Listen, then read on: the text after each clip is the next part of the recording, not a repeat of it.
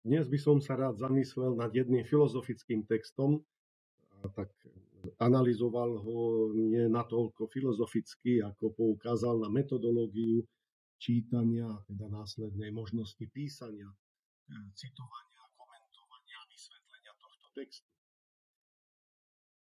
Ide o text René Descartesa z rozpravy o metóde, kapitoly 2 a 3. V týchto kapitolách hovorí: zdravý rozum je niečo, čo je vo svete najlepšie rozdelené, pretože každý si myslí, že ním bol dostatočne obdarený. Ani tí, ktorí sa ťažšie uspokoja so všetkými inými vecami, zvyčajne netúžia mať ho viac, než ho majú. Keďže nie je pravdepodobné, že by sa všetci mýlili, dá sa usúdiť, že schopnosť dobre usudzovať a rozlišovať pravdu od nepravdy, čo vlastne sa volá zdravý rozum alebo jednoducho rozumnosť, je prirodzene rovnaká u všetkých ľudí. Toto je prvá časť týchto dvoch odsekov.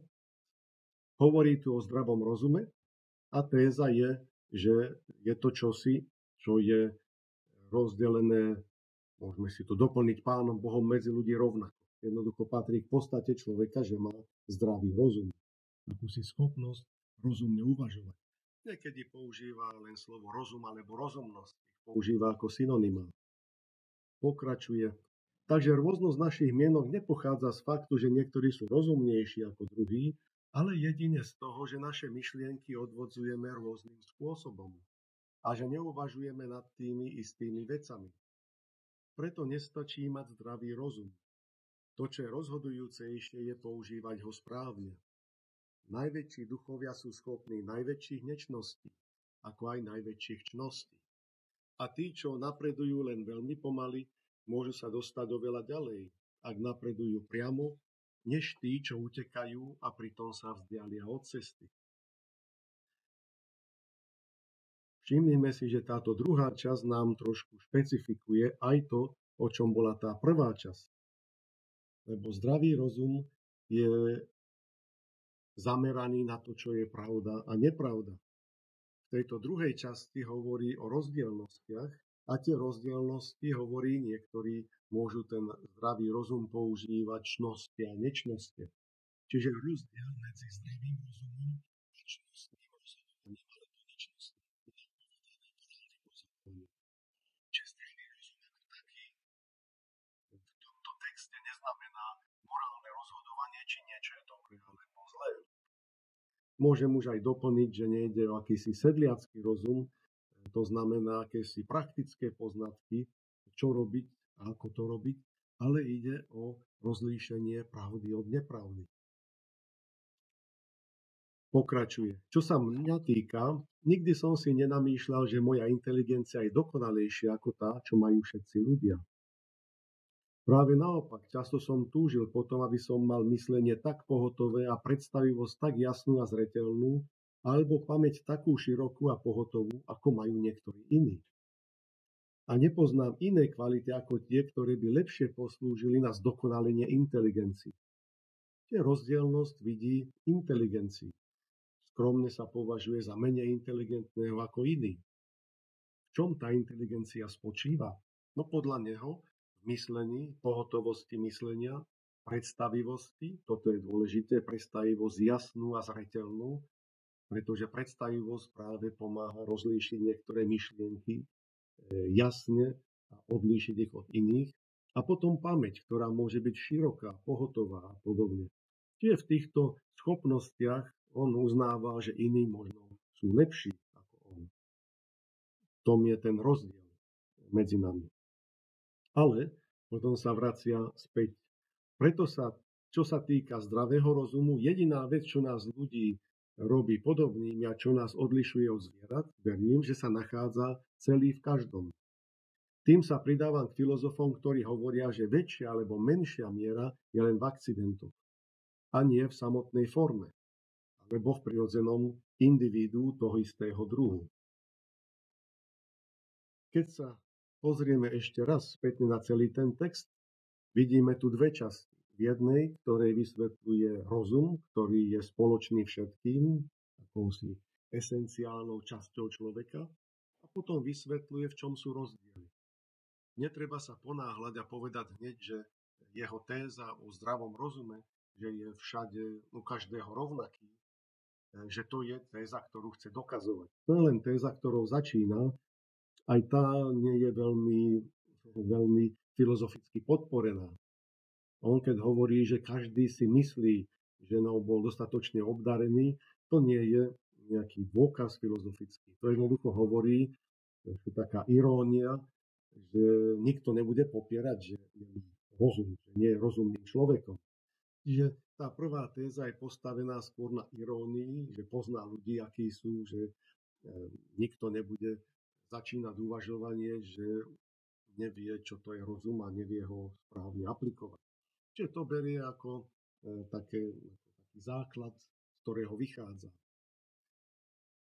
Je to skôr základ taký, čo kontrastuje to, čo chce on dokazovať.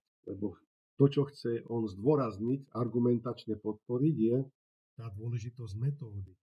Spôsob, ako aplikujeme zdravý rozum. On ho nazýva inteligencia. A tá inteligencia spočíva v tom myslení, jeho pohotovosti, predstavivosti, pamäti a v tomto sa veľmi odlišuje. Práve tá odlišnosť spôsobuje, že niekedy si nerozumieme, alebo každý verí pravdy svoje inak.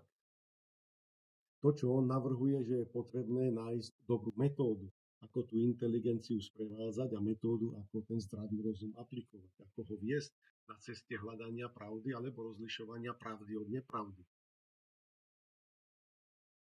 Jedna z ďalších téz je, že nezávisí od toho, ako rýchlo ideme, či pomaly alebo rýchle. Ľudia, ktorí napredujú pomaly, ale metodicky, zájdu ďalej ako tí, čo sú veľmi rýchli a pritom sa vzdialia od metódy, ktorá vedie k pravde. Toto je, myslím, že ten základ, ku ktorému sa chce dopracovať, tá metodickosť, aj keď idem pomaly, alebo možno povedať, že je nutné ísť pomaly, s tým problémom, ktorým sa chcem vysporiadať, ktorý chcem objasniť, treba najprv vybrať metódu, ako vyrieším ten problém, akým spôsobom a potom ju aplikovať až do posledných dôsledkov. Ak chceme tento text aplikovať nejakej práci filozofickej v nejakom článku, tak sa môžeme zamerať na niektorú z týchto oblastí. Napríklad na jeho definíciu zdravého rozumu.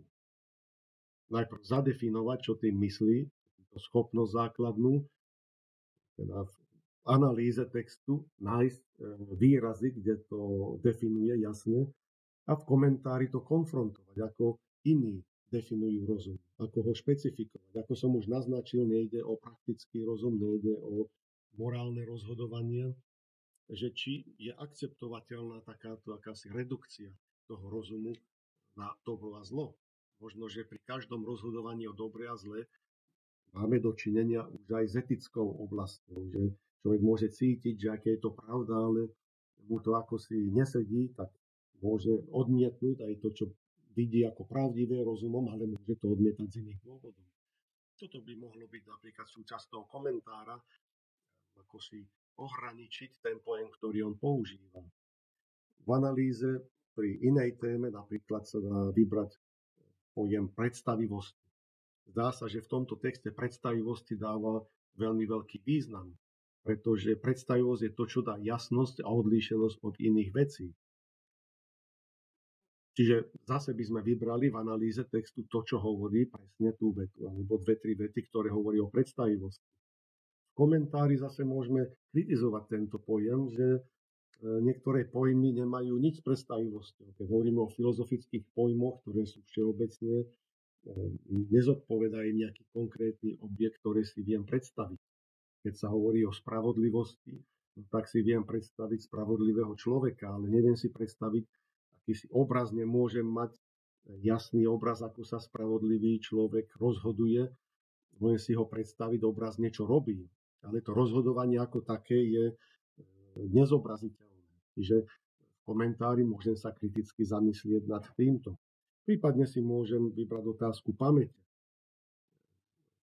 Analyzovať, čo konkrétne hovorí o pamäti širokej alebo pohotovej pamäti a môžem ju porovnať s pojmom pamäte u svätého Augustína napríklad, ktorý na pamäti si veľmi zakladal, že to poznanie súvisí veľmi hlboko s pamäťou, čiže úloha pamäte pri poznávaní. Čiže toto sú možné témy na hlbšie zamyslenia a kritické zamyslenia, pohodnotiť, porovnať, či to, čo hovorí, môžeme s tým súhlasiť. A do akej miery Descartes dobre vysvetlil, použil tieto pojmy, čo nového priniesol a potom poukázať aj na obmedzenia, ktoré tieto jeho pojmy, definície predstavujú. A to je teda cieľom filozofickej práce, filozofickej úvahy, ktorá nám pomôže hlbšie pochopiť, ako naša myseľ funguje a dôležitosť metodológie alebo metódy, ktorú používame vo filozofii, alebo metódy všeobecne pri štúdiu, pri hľadaní odpovedí na filozofické otázky, alebo metodológiu pri vypracovávaní písomnej práce. Tá metóda je veľmi základná v každej z týchto aktivít.